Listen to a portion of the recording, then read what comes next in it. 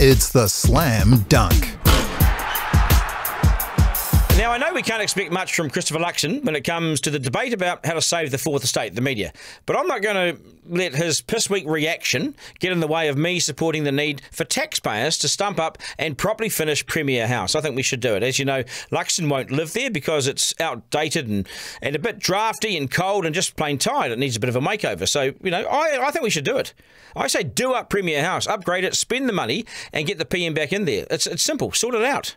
Don't let the whole thing become just run down. It can be and should be an amazing residence, befitting the office. And too often us Kiwis, we cut corners. We're too tight, too thrifty. Let's not sort it. No, let's not spend the money. We can't do that. It's such a tall poppy approach and a short-term approach when it comes to looking after our public assets. Do it properly, do it well, do it once. I don't expect any PM of the day to be forced to live in a squalor, in a place that's run down. No, there's no dignity in that.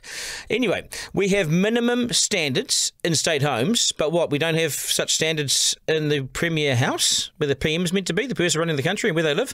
Someone with balls just dedicate the money to this project and get on with it.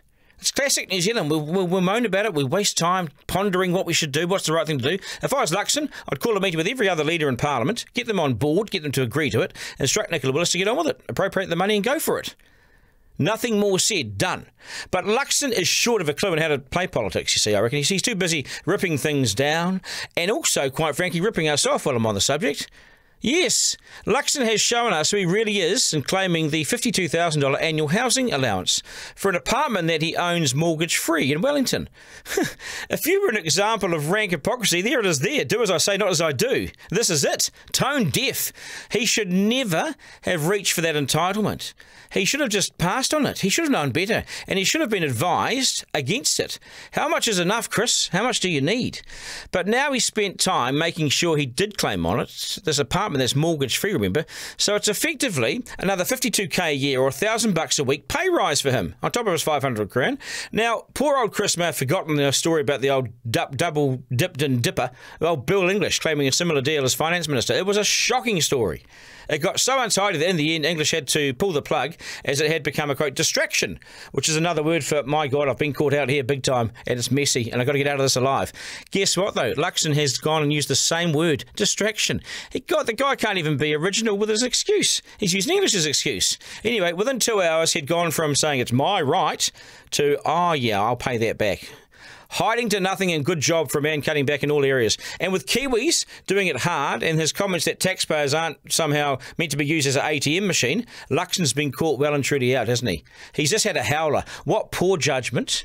And he was caught red-handed, feathering his well-feathered nest even further. That's what he's done. It's a rookie mistake, but it tells me a lot about him. This is what it does. For a man already uber-rich and with 7 properties, he felt the need to milk the taxpayer another $52,000 when he would not have noticed it at all. But why not have another little slush fund? Kiwis are barely getting by. They can't afford to rent, they can let alone buy the house. This guy's got $7 million farm in Waiheke, $7 million mansion in Remus. It hardly makes him Mr. Everyman. He's the guy taking the taxpayer for a ride. Hugely damaging in my view, but by doing such a quick U-turn, he may well have limited the damage. But still, we know. It's so revealing, isn't it? Make no mistake, Luxon, courtesy of being Mr. Corporate Guy, has for decades been paid a lot of money and he's worth tens of millions of dollars in just property alone. A mansion, a Waiheke farm, as I said, a Wellington apartment, an office space. I could go on, but we haven't got time. He's paid $500,000 to BPM after years of earning millions at Air New Zealand, millions per year. I mean, he never needed the money, but he was entitled to it, so he took it. Like the subsidy on the electric car. He took that too and then cancelled it for everybody else. Is there a theme going on here? It's the little things, the things people do in secret and in private that tell you what sort of person that they really are. Okay? Ignore the heavily spinned or orchestrated public appearances. That's called political spin. Look at the stuff that comes out that they wish was kept confidential. That's what you need to know, folks. And that's how you should ultimately judge a politician. Because that's about as honest as a portrayal as you'll get of them. Will the real Chris Luxon please stand up? Oh, he just did. And he quickly stood down and backtracked, didn't he, after being caught out? And you can't unsee it, and you can't unknow that. You know that now forever. Thank you, Chris. We just saw the real Chris Luxon. I appreciate that. Thank you for revealing yourself. And while I'm on this, an idea you might like. Certainly a chance to save taxpayers from being treated like an ATM, as you say, and it gets Kiwis into work. How's this for an idea, Chris? Maybe you could force beneficiaries to fix up Premier House. All those ones on the work-ready job seeker benefit that you've identified. Get them painting it, Chris.